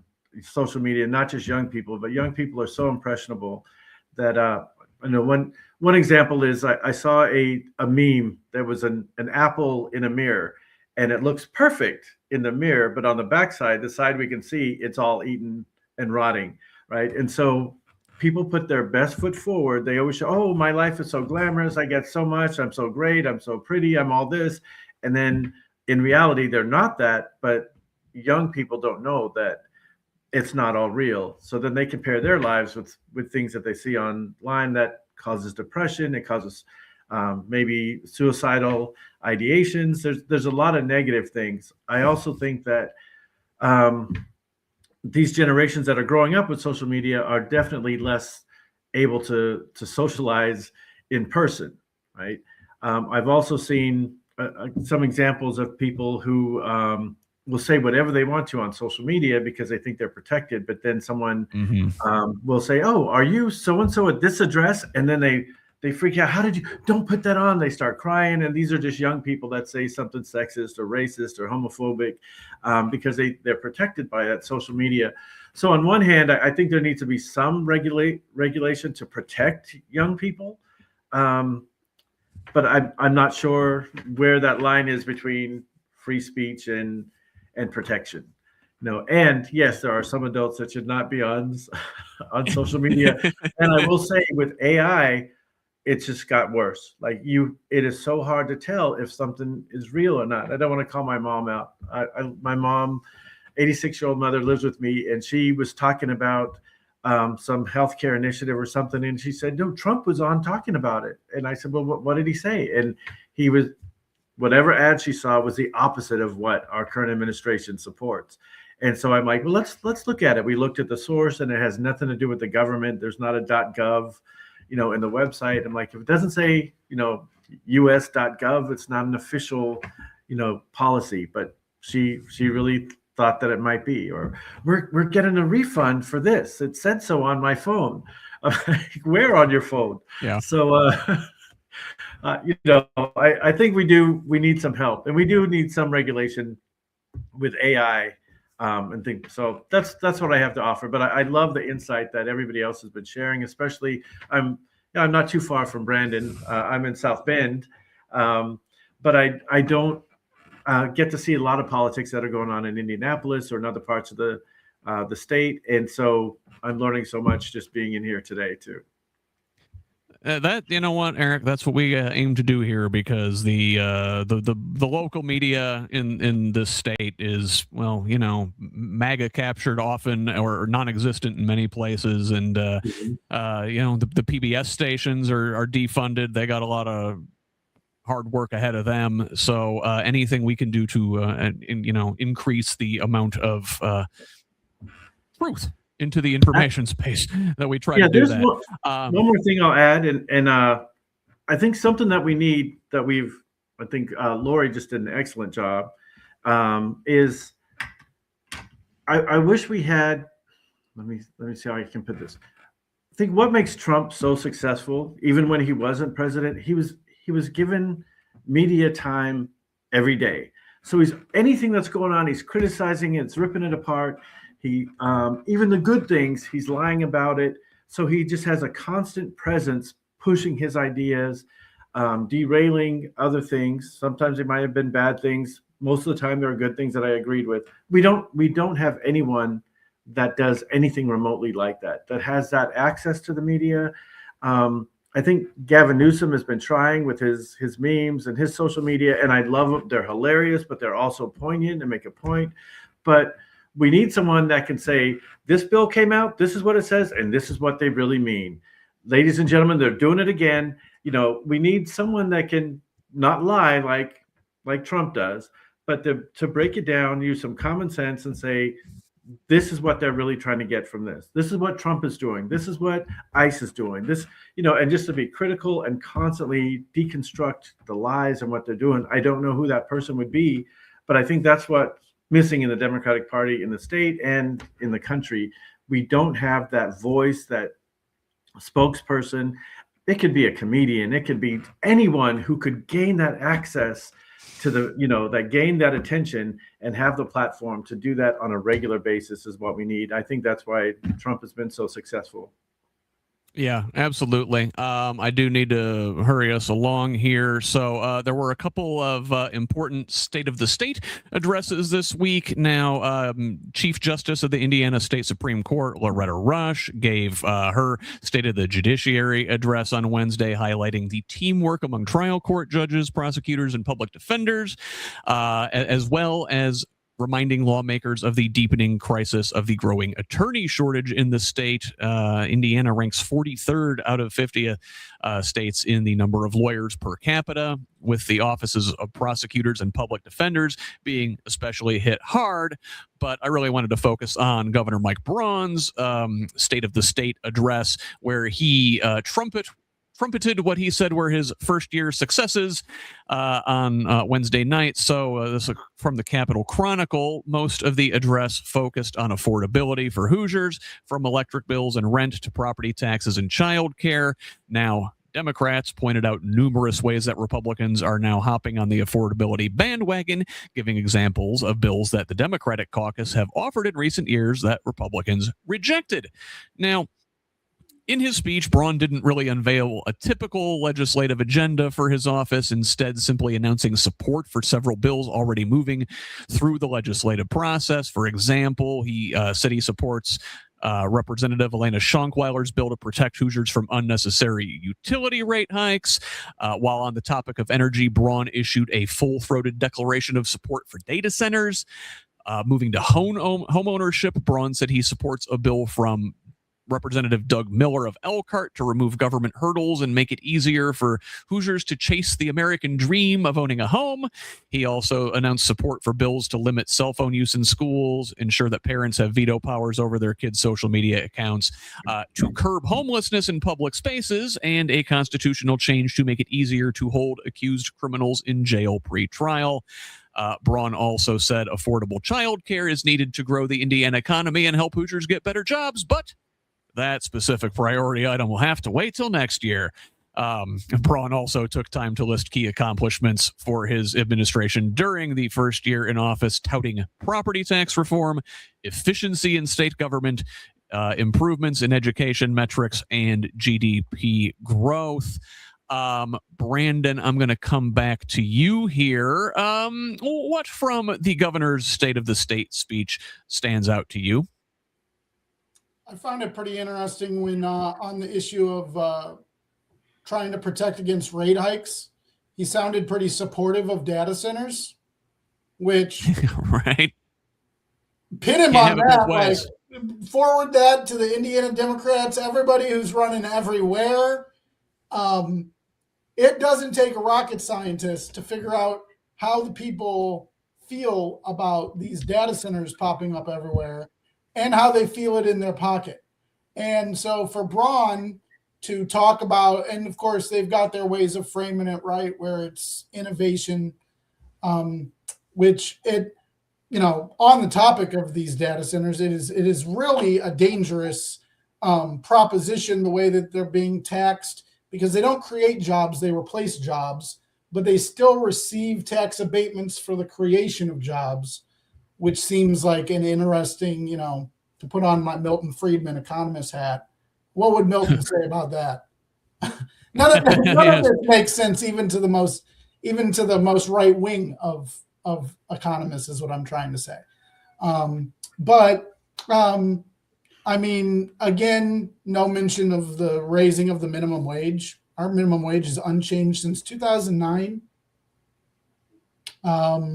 He basically deferred childcare until next year in his speech, which is interesting. I'm sure that's okay. I'm sure Hoosier moms don't need it now. Hoosier families don't need it now. You know, 30,000 kid wait list for child care vouchers in this state, and yeah, you know, if you want to have child care for your kid, you better I don't know, get on the wait list now. Eric, what about you? What stands out in Braun's thing there? I mean, like it sounds good to talk about affordability and keeping utilities affordable and rate hikes, but home ownership, right? But their policies have led us to the places where we're unaffordable and utility rates are going through the roof and people can't afford a house, right? I mean, what is it, Mike? Right? Unbelievable that, you know, he's in favor of data centers, but also keeping prices low. You know, it's just proven that that's the opposite of how it works. Data centers will cost everybody more money. And there's a benefit to those data centers as well, but we also need to be honest about it and give people real information, and then they can make a decision based on facts. I don't think I can do much more than I agree with most of what Brandon said. I just get frustrated listening to those to the state addresses, because it just sounds like, I don't know, crap. To say it, yeah, I was going to say, is bullshit the word you're looking for, Eric? Yes, absolutely. So yeah, I get frustrated, and I have some ADHD, and I'm just watching it, and I get frustrated. I don't even want to watch it anymore. But yeah, he can't keep my attention with lies, and so again, I guess he was talking to his constituents, and I'm not one of them. So yeah, I live in Indiana, but he can't get my vote, so nothing he can say is going to change that. Lori, does any particular turd stand out from the governor's steaming pile there? Well, it was quite a steaming pile. Indeed, it is. I have no use for him. I just have no use for him. In general, I want to say the speech seemed like this glowing, wonderful, look at all the wonderful things I'm doing. It's very general. It's not specific. There's no numbers. There's no details or plans laid out about any specific topic he talked about, really. As far as I'm going to go back to this property tax thing, that the people who benefit the most from the most recent property tax relief were, of course, commercial properties. It wasn't residential homeowners. So that's absurd. He talks about building homes, but there's not any talk about how renters might be able to afford their rent. And we're still going to have that's a big issue. And they have no recourse because they have no legal protections. They keep voting all of that down. So renters really concern me, for people who can't afford a home. The thing that really bothered me about the home comment was, or building homes easier, is he's going to get rid of government regulation. I'm like, what the hell does that mean? Does that mean that they're just going to erect cardboard boxes? I mean, literally, I have to wonder, does that regulation mean that homes that are built will be less safe? And I'm going to tell you right now, I really believe that's what will be the case. So it won't be habitable homes, places that people want to spend their money and live in for an extended period of time, if they're not built soundly and well and by some kind of protective laws that are in place for a reason. Mm-hmm. So that really concerned me the most about it. Yeah, that definitely seems like, the Republicans offering up shortcuts to their real estate buddies. So we've only got about 15 minutes here, so I do want to kind of rush through these last couple. This one, kind of a light story, kind of not, because there are major tax implications for this.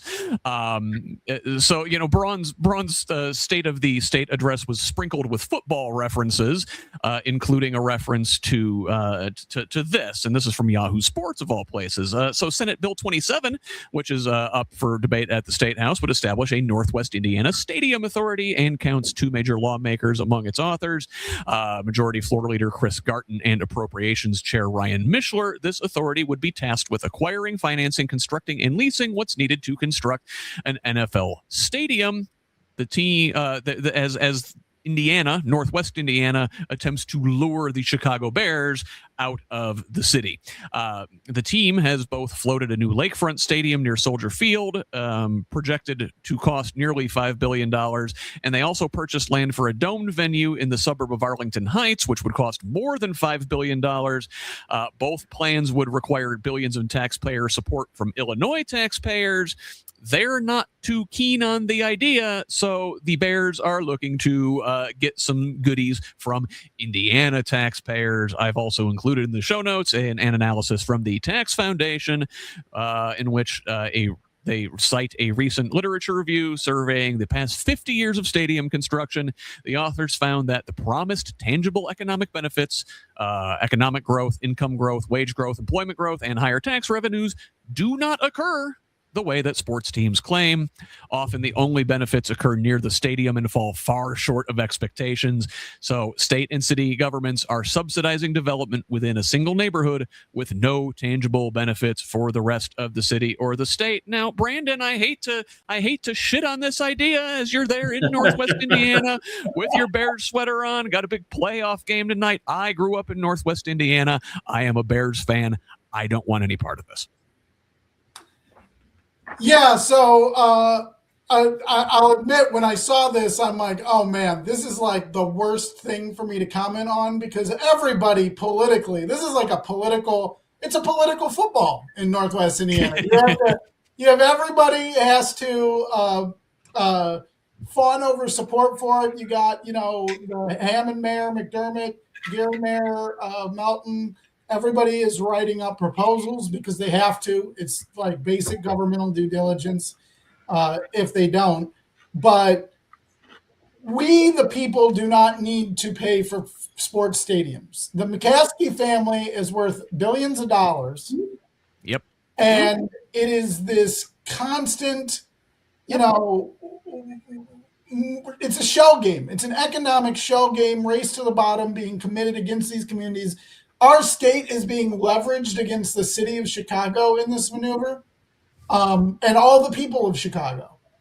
And $350 million on subsidies, money that we could have. And of course, they always try to act like, oh, well, we wouldn't have it if not but for that. But if you continue that logic with race to the bottom economics, eventually none of us will have anything. So always keep that in mind. And it pains me to say as a Bears fan, but one team is really good at doing this the right way, and that's the Green Bay Packers. Yeah.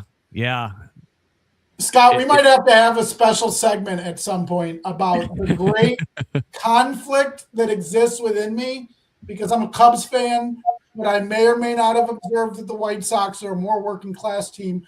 I'm not going to admit to that at this point in time. I'm just going to state that might be something that I've observed. But even worse so, the Packers are the only publicly owned franchise of all North American sports franchises.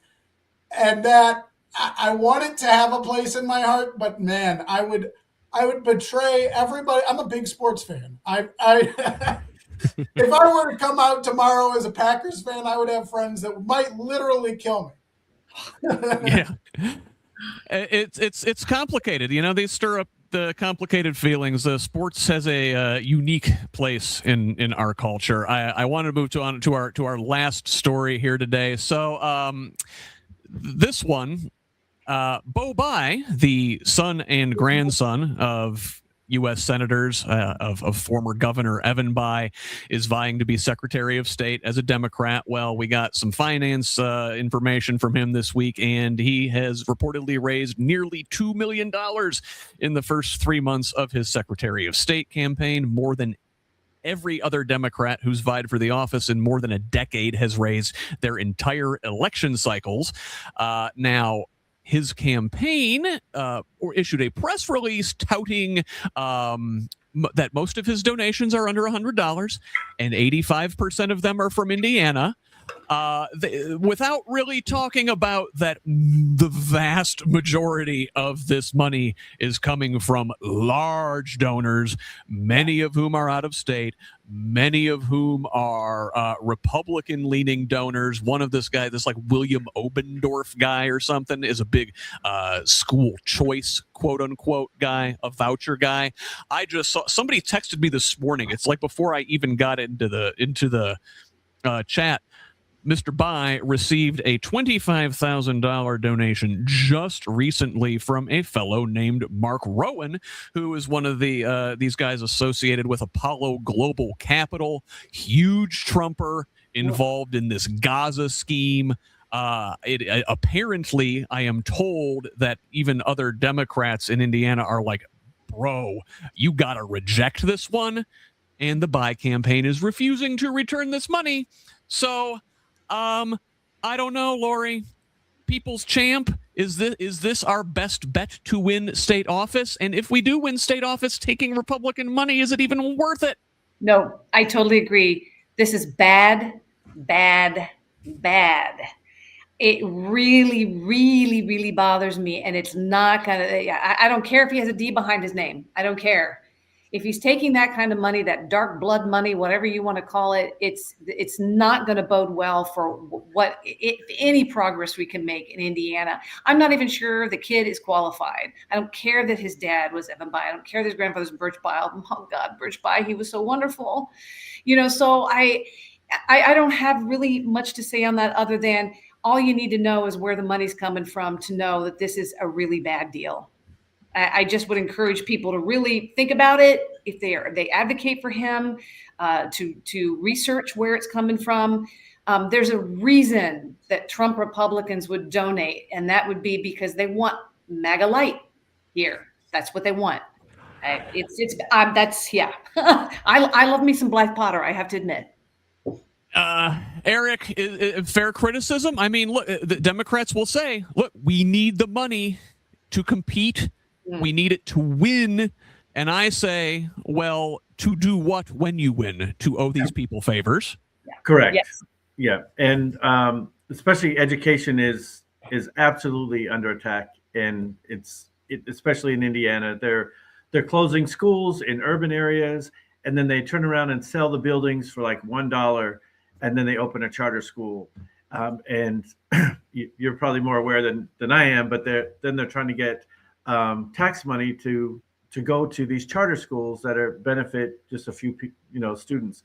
Clay High School's right around the corner, not far from where I live, and they said they had to close it down because they had like 60% capacity. But then when a charter school opens, it'll have like 20% capacity, and they get it for $1, and then they can make money from it and then get paid using tax dollars for that.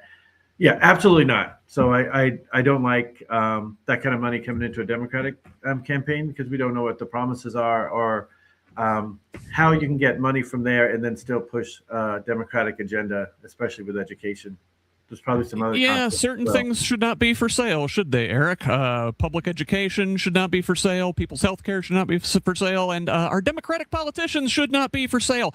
Brandon, say, now I know we didn't get a chance to get to it, but like you brought up that if folks are interested in a different kind of Democratic politics, there is a way they can be getting involved right now. Yes? Ever the consummate podcast segue host. Look at you, Scott. That was great. Great segue.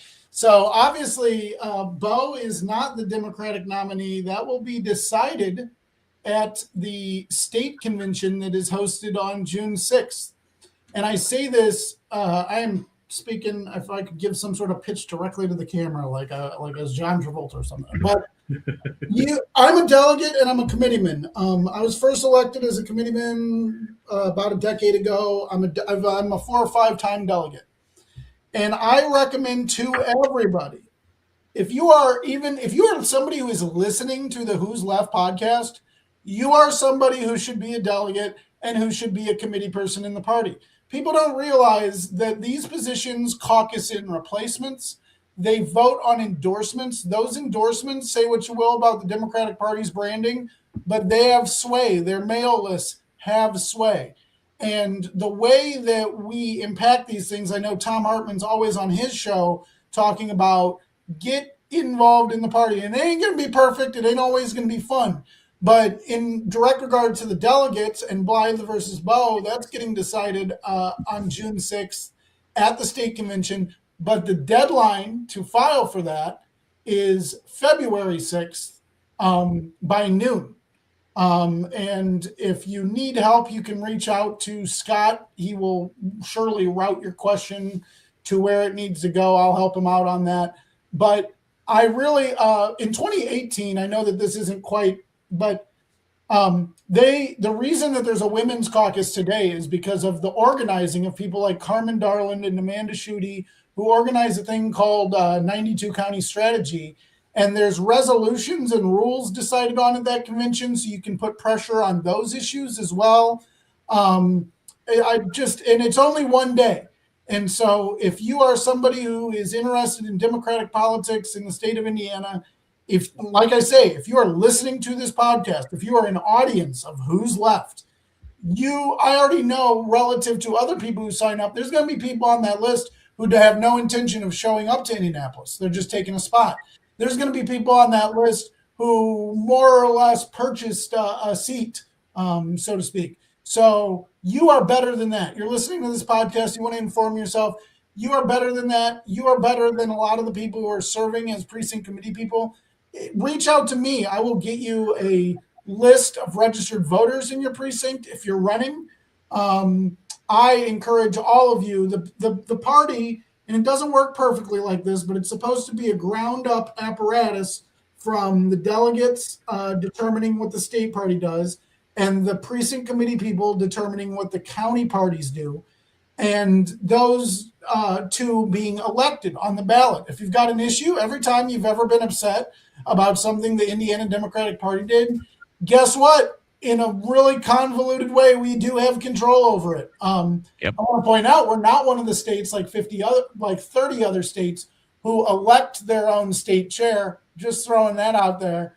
There are ways to change rules mechanisms. You can fundamentally change the party with the right structured rules and resolutions presented at state convention, and you can change your county party with the right rules and resolutions presented in those circumstances. In my experience, it's very much not like that. That's politics in reality is a lot of coffee houses and setting signs up. So I don't recommend going in with the idea that you're going to pass like 10 party changing resolutions. But I like the attitude. I like the spirit. That is the place where it all begins. And through that, I can say both me and people I've organized with have had influence on people who we've basically decided small time races, caucuses. We have had influence on larger scale races and candidates. And again, I'm not saying it's perfect process, but the fruits of our labor has been seen. We passed RBO in Chesterton, a restricted bidder ordinance that protects, that sets wage standards in Chesterton. And that, in a very convoluted way, it was a product of organizing that started in Porter County 4 or 5 years ago. So sign up. It's a CAN 37 form. All you got to do is get it notarized, fill it with your County Board of Elections. If you have any questions about your delegate district or precinct, reach out to me, reach out to Scott, comment on this video.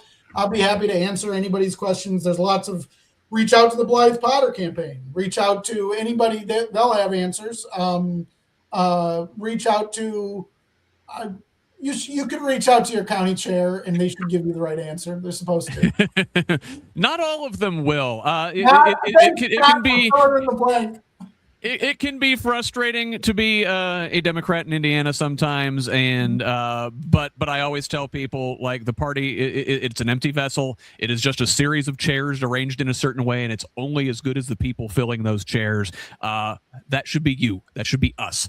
I am going to be a delegate. I will be at the convention on June 6th. I will see, hopefully, many of you there. But for now, let's wrap this thing up. Lori, where can the good people find you on the interwebs if they want to holler at you? Well, right now, I have a Substack publication is called What About Indiana? I've been so busy, I've hardly been able to put any posts out, but that's a good way to look for me.